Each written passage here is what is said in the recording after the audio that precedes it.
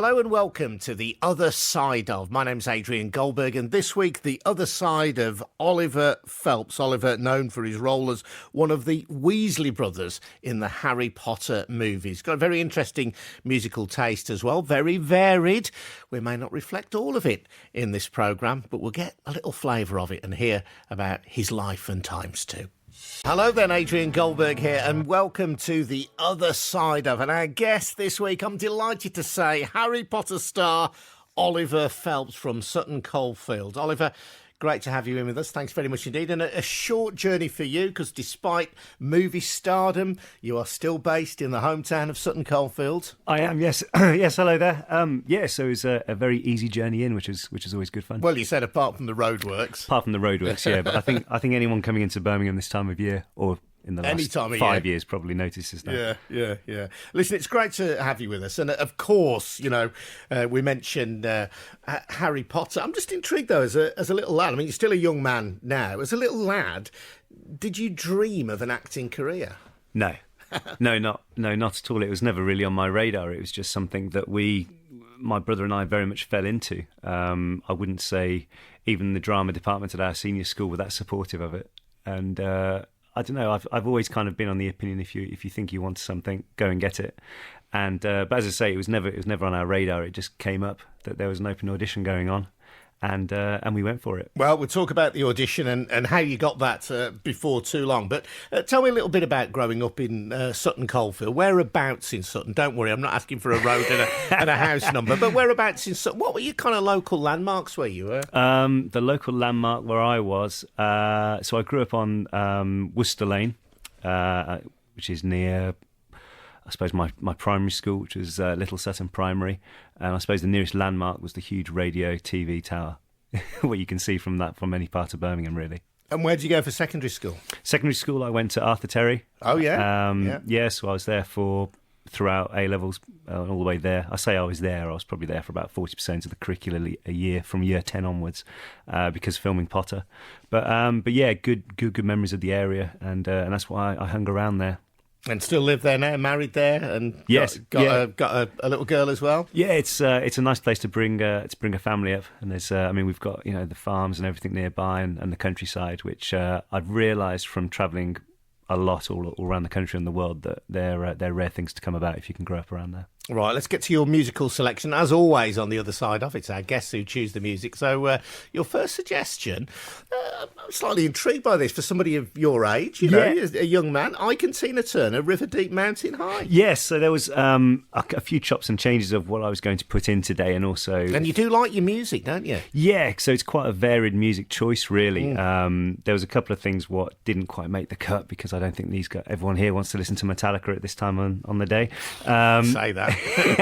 But this one, I Can Tina Turner, River Deep Mountain High, and it's really because one of the best concerts I've ever seen in Birmingham was Tina Turner, getting on for about 10 years ago now.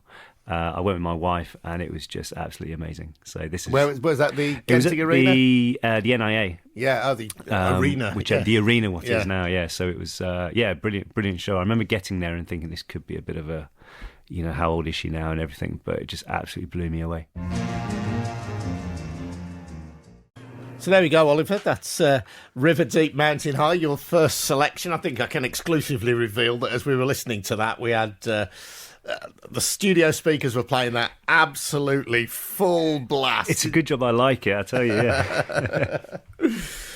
Oliver, I can't wait to get onto the story of the audition of Harry Potter. But tell me a little bit about your folks growing up in Sutton Coldfield. Sort of ordinary kind of working class family, would you say? Yeah, I mean, it was very, very lucky upbringing, really. Mum and dad both worked hard. Mum worked for Birmingham City Council for quite a number of years before moving on to Sandwell Council. So my early memories of a kid was coming into the city, and I remember clearly probably about 6 maybe, when they used to have the big open days in the centre of the city, and going up Big Brum, and terrified. And I don't think I've ever been good going up spiral type staircases since. But yeah, and all to do with that. So Mum used to be involved with. I remember when the G8 were here, so she was involved with that. And was that when Bill Clinton came? It was, yeah, Gosh. when Bill Clinton was here, Yeah. and she was telling me stories about when the leaders were here with Yeltsin and people like that, and it was quite an exciting time, and it was really, I suppose I've always, from hearing that side of it, always known what a big city it is. And that was Birmingham on the world stage, isn't it? You see photographs around at different places. There's a pub on the canal called the Malt Shovel. Yes. There's the Botanical Gardens in Edgbaston as well, where they visited. And you do see these pictures of, Bill Clinton particularly, the president of the strongest nation on earth, just shaking hands with ordinary people around Birmingham. And it was a moment when Birmingham came to prominence and was kind of seen as a big international city. Yeah, exactly. So that's always been at the forefront of my mind, really, that it's never been a smaller city in terms of, I think as Brummies and as Midlanders in general, we kind of downplay a lot of where we are, whereas you've got to think about what this city, what this region has given the world throughout over, really. It's only really since friends of mine from the States have come over and they've stayed with me for a couple of days and they've said, what can we do today? And I realise what there is around. So it's, as I say, growing up around the area, being very aware of where I live and, being proud of the city. So your mum worked for both Birmingham Council and Sandwell Council. Yep. What about Dad? So Dad, he used to work for the police service and then left that and went to work, set up his own private hire cab company. And then when we got the parts in the movies, it was quite cool. Dad was able to be our driver. So on set? Yeah. Or sort of for the film company? Yeah, so he was able to drive us down from home to the hotel and then hotel to the studios. And so it wasn't just James and I who were on the credits of the film.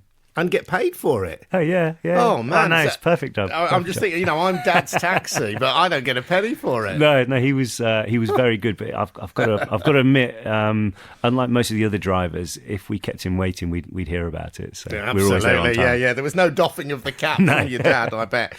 Let's get your next musical selection. This is Booker T and the MGs, Soul Limbo. It is, yeah. So there's two reasons I've had this. One is because going to Edgbaston to watch the cricket, not just the Bears but also England, quite a few years. So my nan and granddad were huge cricket fans, and taking my nan, who at the time would be about 82, 83, to my first ever Test match, which was against the Windies, and then the following year was the 2005 Ashes.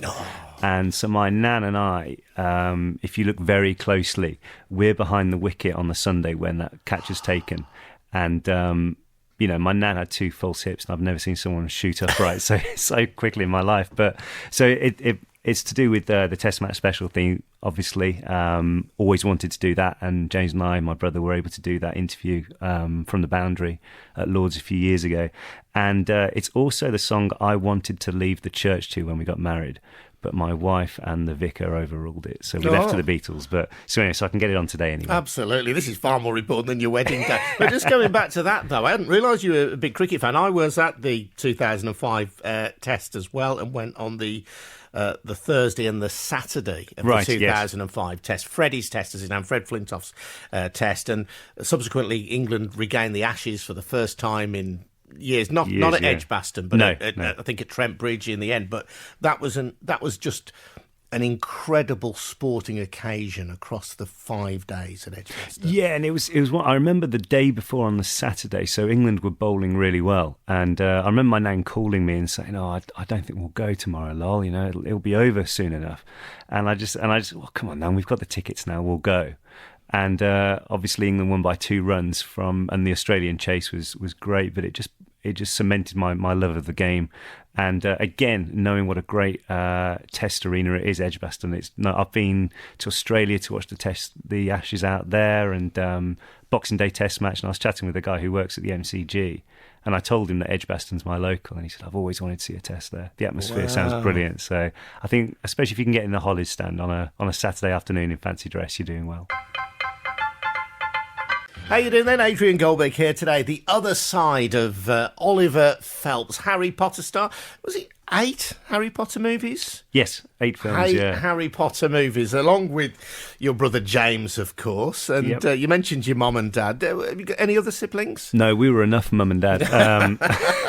Yeah, I think as soon as they found out they were having twins, that was kind of the end of any more coming along. But no, we were a very close family. And I read a story that there's an irony, because obviously you're the Weasley twins in Harry Potter, but that before that, you used to go to quite long lengths to make sure that you were seen as distinctive. You know, some twins can be hanging around together all the time, but you were trying to make sure that you carved out your proper identities. Yeah, one thing that James and I have always done is try to be as different as possible, be that sometimes subconsciously. So he supports, unfortunately, Birmingham City. I think he must have been dropped on his head when he was younger. And I'm a Villa fan, but and he follows your dad in that, and you follow your granddad. I do. Yes, right? Yeah, yes, that's right. Yeah, so we kind of always try to be different in certain things, because I'm very conscious that twins are very much. You know, you hear the same jokes. Which one are you? If you get pinched, does he feel it? And, you know, really, it's a bit like a tall person being asked, how, you know, is the weather good up there? You know, you hear it all the time. So, yes, we kind of always trying to do a different thing. And then when we were asked to somehow got in the film and then being told you're going to have the same haircut and wear the same clothes and everything else. I mean, I've got a mole on my nose.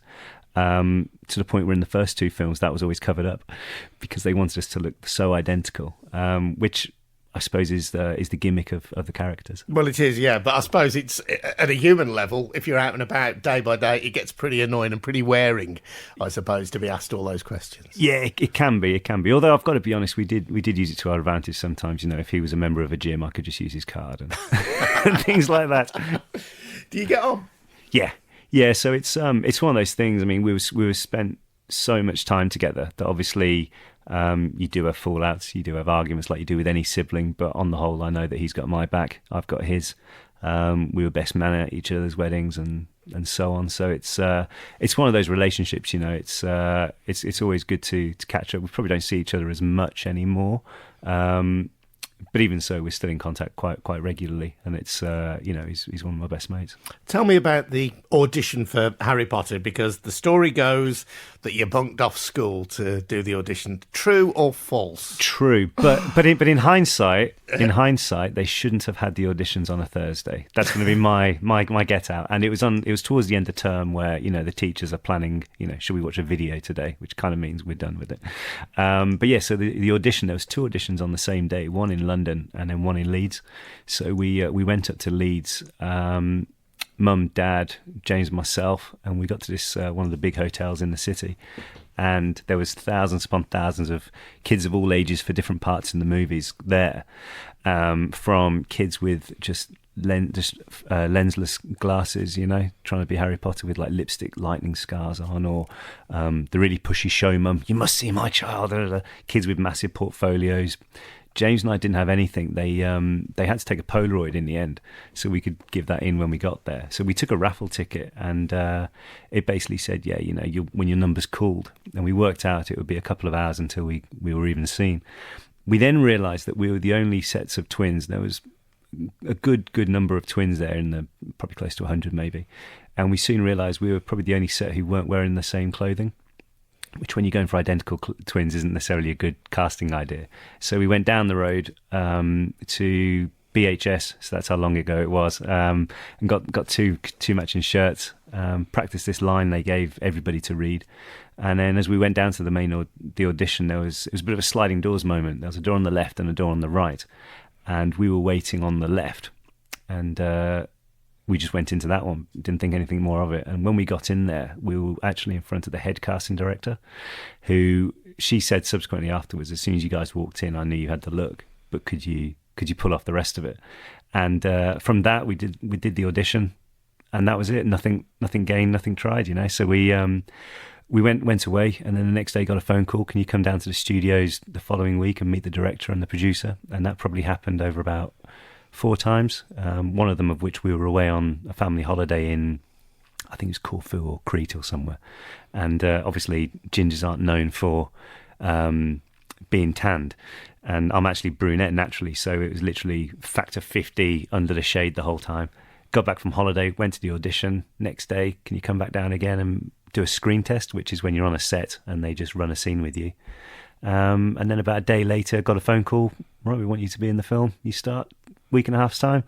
So it was a whirlwind summer of 2000, and it was life changing to say the least. Yeah. So how many times in all were you seen before you got the call that said you've got the gig? I want to say probably about five or six, something along that line. And each time you noticed that there was less and less people there. But I remember on one of our last auditions, there was a set of twins there, and they were the most obnoxious pairs of so-and-sos. And I thought, I don't just want it for me now, I want it to be these guys. And it was good, and it was quite funny. We were speaking to Chris, the director, afterwards about that, and he said, "Oh no, we know what goes on in the waiting room as well, you know." So, I mean, Chris Columbus, the director, David Heyman, and of course J.K. Rowling. I owe those guys everything, pretty much. And the patience what they showed with not just us but everybody else on the cast, being kids, to get the films out on time was one thing, let alone to produce so many of them. So it was certainly a whirlwind thing, and it was probably only on the third film I realised how big it was, what we were in. And how old were you when you got that break? So I was 14 when it started, and I suppose at that age you're just so do whatever, get on with it, have fun along the way, which we did, and it was amazing. Yeah. I'll talk more about it in a moment. It's an amazing story, isn't it? Let's get your next musical selection, though. This is John Barry, Born Free. Yeah, so a bit of a film version as well. So John Barry is probably my favourite film composer, next to John Williams, I've got to say that. But this song reminds me of my granddad, Eric, who we would spend hours around at my nan and granddad's house on a Monday, Wednesday, Friday, because mum and dad were at work. And in the summer holidays, we'd come into Birmingham, we'd go to museum and art gallery, we'd do all sorts with them. But he used to listen to his music in the dining room, and mainly classical music. We went to the odd show together at Symphony Hall, and this song just reminds me of him. And it's actually, when I did a play last year, it was the last song I'd listened to before I'd go on stage. Oh, that's brilliant. Bit of Born Free with John Barry, the latest selection of Oliver Phelps, our guest on The Other Side Of, played George Weasley in the Harry Potter films, along with his twin brother James as well, the Weasley brothers. And obviously, that was an incredible break that you got at the age of 14. And you said earlier, you weren't somebody who as a child was obsessed with being an actor. That wasn't the thing necessarily when you were a kid that you would have said, that's what I want to be. No, I wouldn't say that at all. To be honest, I couldn't tell you what I wanted to be. It was just going through the motions, really. We were always very confident in talking in front of, or I was anyway, talking in front of people or anything like that. That didn't faze me. But yeah, it was literally just getting the idea that we could do this when we got rolling with it. And I'd be lying if I said we got full support from certain teachers, but at the same time, listening to people who've been there and done it in the industry. And the main thing I walked away with was, look, if you want to do it, do it. Don't take no for an answer, and certainly don't take someone's advice who's never been there. Yeah, that's interesting. So the school wasn't necessarily supportive then of you? I'd be unfair if I said that. There was, the head teacher, Chris Stone, was very supportive of us, and as I say, other teachers were really good. There was a couple who were very vocal in, you shouldn't do it. But that's why I'm talking to you now, and I don't know what they're doing. Really? So what? They just thought there was such a risky profession? Yeah, you should concentrate on your education, which I can see where they're coming from, but you can always come back to that. I'm just thinking of that summer as well, then, where you have 4 or 5 visits before you get cast, and that kind of sense of mounting excitement, and it's within our grasp, and you kind of must have had a sense of, we're in contention for this. Yeah, I think being totally naive to it, I assumed we got the part from the second audition. As naive as that sounds now, which I suppose helped us going into it, thinking, oh, okay, we'll show them what else we can do. Try a different take on it. Try this, try that. But yeah, and that was the naivety of it, which I suppose in some ways is bliss. And you mentioned that your dad was there on set because your dad was your driver. And when we were chatting off air, you just said that his presence, in a way, was probably quite good for you, helped keep you grounded. Yeah, definitely, because you can, obviously, in that environment, it's an excitable environment. You're surrounded by loads of kids doing the same thing. And you can get a bit silly with it, I suppose, just not taking it as seriously as probably you should be. And Dad always said to us, make sure you want to pay attention, make sure you're doing the right things here, which we've always taken to heart, because I think if you're going to be not just getting paid for it, but if you're doing something, do it to the best of your ability, which we learned fairly early on. But it was only really, as I said earlier, it was only really in the later films, from the third film onwards, I'd say, that I really took notice of the importance of what the stories, what the films meant to so many people around the world. Were you a fan? Had you read the books? Yeah, so I'd read the first 3 books, and the fourth book was just, I think it was the first time they had a midnight release when we were going for the audition. So I was familiar with the characters, but again, just saw it as this English story, not this worldwide phenomenon. It's an interesting one, isn't it? I mean, my older kids, 14 and 11, have both read every word that J.K. Rowling has written, certainly every Harry Potter word that she's written, and watched every minute of every movie. And I'm sure that, parents not just around the West Midlands but around the world listening to this will have a similar story. It is an absolute phenomenon. When you went into it, obviously it was already an established brand, but you can't have had any idea, can you, of just what a big deal it was, or what a big deal it would come to be? Not really, I suppose, because we just saw it as a film, and it was a big budget film. I mean, the first film was still $100 million budget or something like that, so it wasn't like it was a small little indie project. But on the same token, no, we didn't realise it would be able to take me all over the world. I mean, for example, I couldn't have imagined that I was on my honeymoon in Fiji, in this remote little island, and one of the guys who worked there, who'd barely left the island, knew who I was. So stuff like that still blows my mind at times. Oh, well, understandably, that's great stuff. And you talked about that initial audition at this hotel in Leeds. Did you meet there any of the other people who would go on to be cast in the movie? You didn't see Daniel Radcliffe, did you? No. So there was... Who played Harry, of course. I'm trying to think who was there. There was actually the 2 lads Si and Chris, who were from Solihull, actually. They ended up being our doubles on the first movie, so when they'd be lining up shots or stuff. They were actually going into the audition just before we did.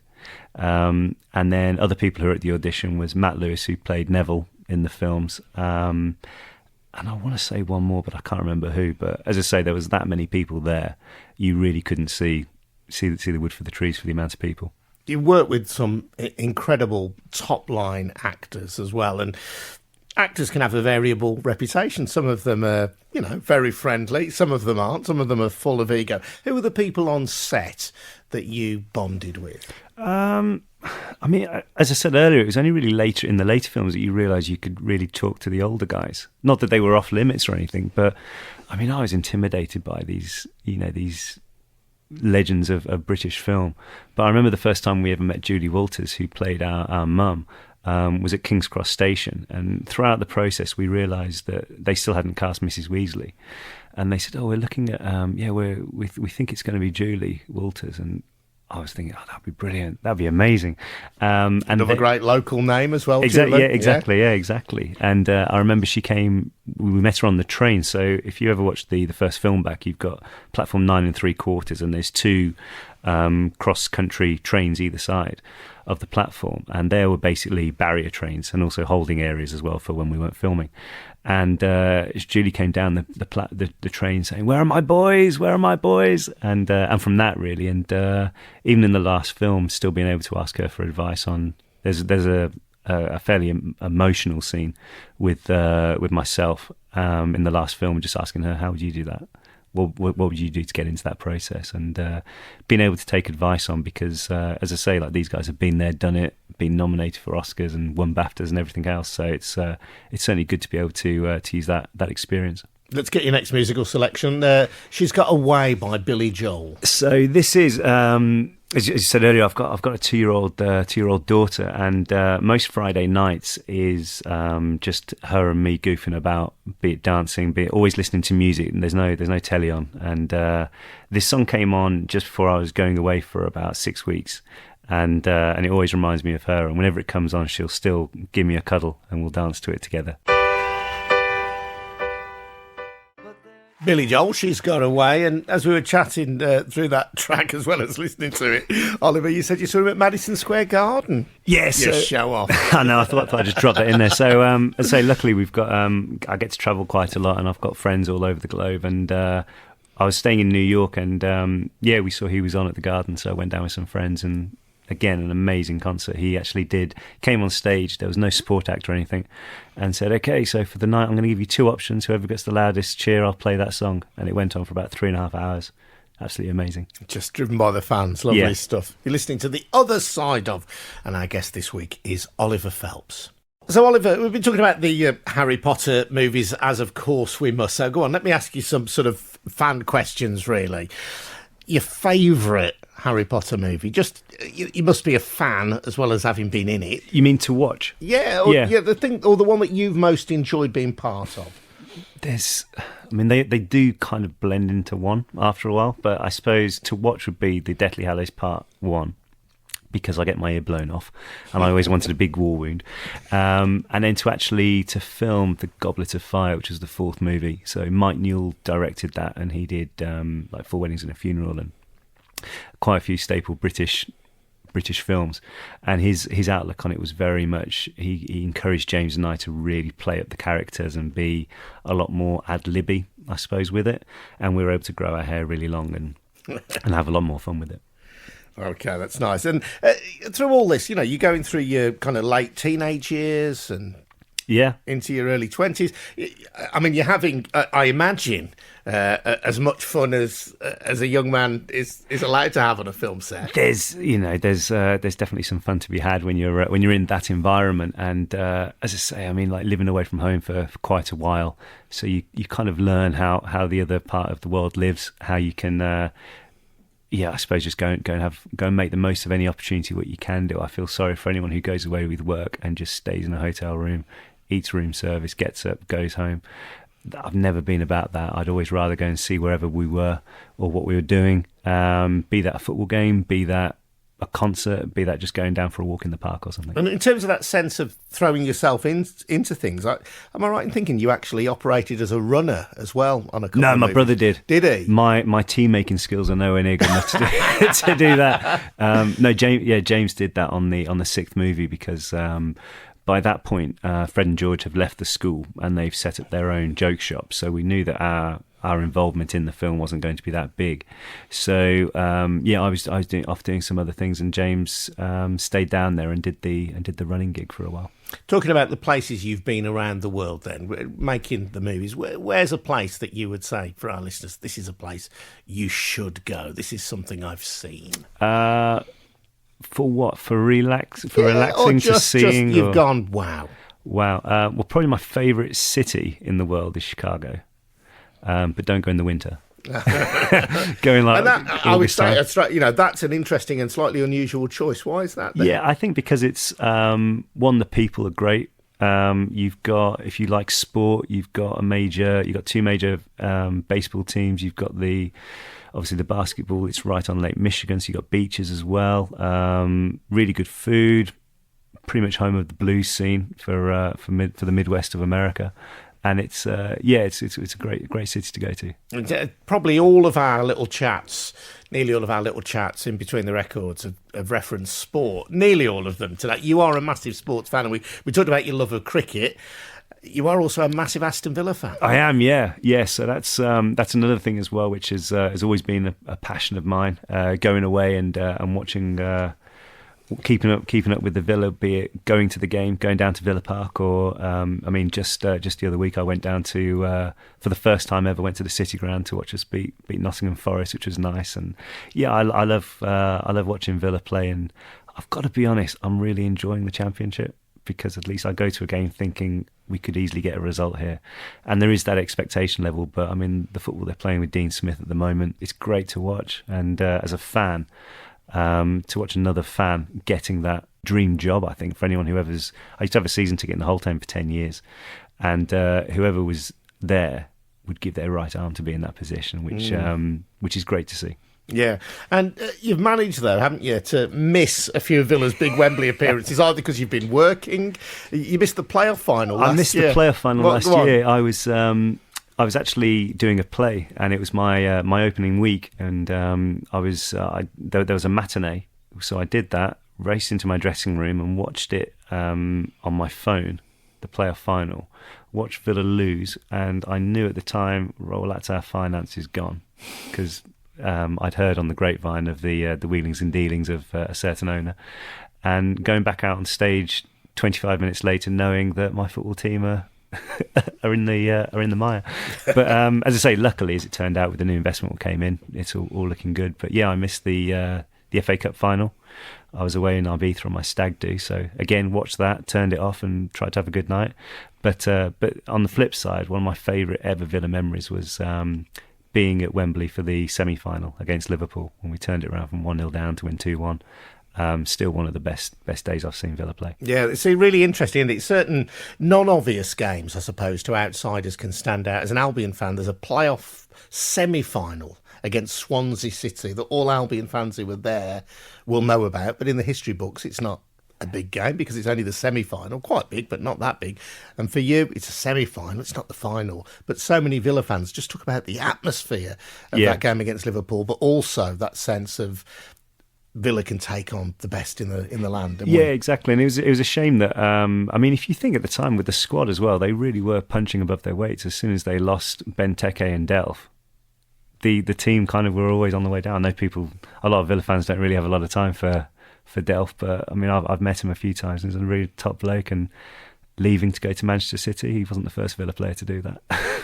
Let's get your next musical selection. This is Eric Clapton, and you referenced Chicago and the blues. This is San Francisco Bay Blues, the west coast of the United States reference there. Yeah, so this is, I remember listening to Eric Clapton's Unplug album. My dad had it on in the car, and this was always one of my favourite songs. I always said to myself, I'd love to listen to this song in San Francisco, and there's a line, walking with my baby in San Francisco way, and actually walking with with my wife down the bay in San Francisco, listening to this song. There you go, the San Francisco Bay Blues by Eric Clapton. Oliver Phelps, star of Harry Potter movies, our guest. And Oliver, how much does it bug you? How much does it please you that, for the moment anyway, you are forever branded with Harry Potter? It's one of those things, like sometimes it can be a bit like, yeah, I did that. Obviously you want to be able to go on and do more stuff, be involved with other things, especially stuff around the area, what's being filmed around here now. But on the other side of it, there is a lot worse things to be known for. It's still nice to be able to meet people who associate so much with the films or the characters in general. So there's definitely pros and cons to everything, but I think the pros definitely outweigh anything else. I know where I would be without it, or don't know where I'd be without it, and it's certainly, as I say, there's a lot worse things to be known for. When did you finish filming on the last Potter movie? The last film, I think, was around 2010-ish. So that, yeah. I mean, quite a while ago now. For you then, for fans and for new generations discovering the movies, and they're shown on television and so on. So, for a lot of people, it's a living thing and it's an organic thing. For you, in a way, that's ancient history. Yeah, it is. I mean, I went to the studio tour the other week because we were doing something down there, and it was quite funny stepping into it, and they were all saying, "Oh, is it great to be home?" But what people don't realise is when James and I filmed our last ever scene in the films, is when Fred and George are they're on like one of the turret battlements in the school, watching Voldemort's army arrive, and I knew that was our last ever day filming because there were bulldozers at the other side of the set to tear the thing down. and then they rebuild it. So he said, is it like coming back to your old house? So yeah, but you've got a brand new pool, and you've got, they've rebuilt it into this amazing studio now. But at the same time, it's still amazing that there's so much interest in it. The studio tour gets over 6,000 people a day. It's a fantastic tour. I've done it. I've been there twice with my kids. I think it's absolutely brilliant. And one of the kids hadn't even read or watched any Harry Potter the first time we took her, but still loved it because it's just a fascinating thing to do and a great place to be. Yeah, exactly. And there's other stuff as well going around the world. There's the tour, as it's called, the exhibition. So there's props and costumes and certain sets. It's been seen by over, I think, 2 million people now around the world. And James and I have been fortunate enough to go out to these different openings. So we're actually going to Valencia soon to open it up there. And there's perks to it. So the company was saying, what do you want to do when you're here? And we said, as long as we can see a sporting event wherever we are, I'm happy. For argument's sake, we were in Madrid last year, and we did the opening of the exhibition, and then went to the Madrid derby. So there's, as I say, going back to, do you not like being known for it? There's definitely perks to the job. Definitely, sounds like it. But in terms of your acting career, obviously, that's what you are. You've got a great calling card. You've got a recognisable face and a name. You've been in one of the biggest movie franchises of all time. Where does that take you as an actor, though? That's the thing. Sometimes it can get you in the room, but other times it can keep you out of it. It depends really on what they're casting for or where they're looking. Last year I was able to do a play, which was the first time I've ever done it, and being able to travel around the country with it on a tour. And what was that? It was called The Case of the Frightened Lady. So it's with the Bill Kenwright group. So it's a murder mystery, which I thoroughly enjoyed. There's about 78 shows I did, and it was nice just learning how to project without a microphone to big auditoriums, small auditoriums, and how you handle yourself on stage and stuff. And so it's all growing stuff. But obviously, like any actor, you feel like you're not working enough. But when you are working, you think you're working hard. So it's but as I say, I know my position and where I am, and I just enjoy any job what comes on. And as long as you put the best into it, you can do whatever you want. And you've starred recently in a local movie. You've been involved in a couple of local indie films, but the story of Blind Dave Healy, the marathon runner from West Bromwich as well. Yes, so Blind Dave, I've met him a couple of times, and when the guys told me that they were making a film of him and asked if I could be involved, I said, yeah, okay, yeah, whatever you want. And so I played the part of it's a really cheerful part. I'm the optician who tells him he's going blind. Yes. but it was great to be part of that, actually. So I first heard of Dave's story when my mum worked at Sandwell, and she was helping out with the freedom of the borough, and she was helping put forward Dave's name for that. So having followed his story and everything he's done for the Albion Foundation and all his running exploits, he's just an inspirational man. So it was nice. It was nice to be part of the project. Yeah, it's lovely to hear you as well, though. You're obviously still very connected with and rooted to this area, still living around Sutton Coldfield. I know you're a big supporter of the Help Harry charity as well. Yeah. So Help Harry, Help Others, who run the Birmingham Dropping Cancer Centre now. And so the other week we had the big ball, the fundraising, which raised over 35,000 for the charity on the night, which was amazing. And having met Harry before he sadly passed away, and seeing his inspirational story, is so his message will always make it happen. And I think if everyone relates that to their life, you can do a lot of good in the world. Let's get your next selection, Elvis. How Great Thou Art? Yes, so I was trying to think of a song what represents, in terms of me, like we live in a multi-faithful city, and my faith, I'm a Christian, and but I didn't want any churchy music on here, because I know it's a Sunday, but I didn't want it to be too churchy. So always having Elvis on growing up, and this is probably my favourite ever version of this song. There you go, a bit of Elvis Presley for you, and How Great Thou Art. Our guest on the other side of Oliver Phelps. What are you hoping for in the future then? I mean, the chances of hitting upon another blockbuster movie franchise have got to be pretty slim for anybody. I think for anybody, yeah. It's I mean, it's only really now when you look at Potter being as big as it was. Yeah. Because I think you've got to look at other things as well, you know. The one thing I've learnt in life is that you've got to be in the right place at the right time. So maybe something will come up, I don't know, but as long as I can keep acting and keep or entertaining in some way, be that narrating, be that speaking, whatever, I just love that that side of it, and just not taking life too seriously. To be honest with you, I like to enjoy life and enjoy life with my friends and family. Now, listen, it's been great listening to you. Great having a chat with you as well, Oliver Phelps. The Other Side Of. Thank you very much indeed. Thanks very much. Thanks very much indeed for listening to The Other Side of Oliver Phelps. And Oliver, before we go, I just want to say that you've been very good, because we've had a pretty broad span of music in this programme, ranging from Ike and Tina Turner, John Barry, Billy Joel, Eric Clapton, Elvis Presley. But you are a bit of a metalhead as well, aren't you? Yeah. So metal, I'd say, is probably my go-to if I'm at the gym or anything like that, or even just out and about. So I was trying to think of some of the songs that I've put together here were songs that would probably be a bit more easy listening for a Sunday morning.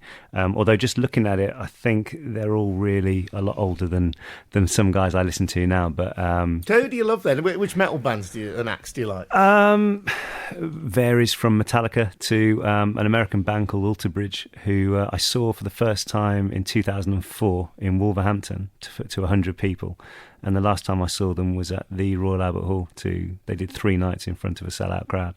As I say, but they're a lot more metalheads. Yeah. Now, listen, thanks for sharing your musical taste with the tracks we played and the tracks we didn't play. It's been really good to speak to you. Good luck. Thank you. Thank you.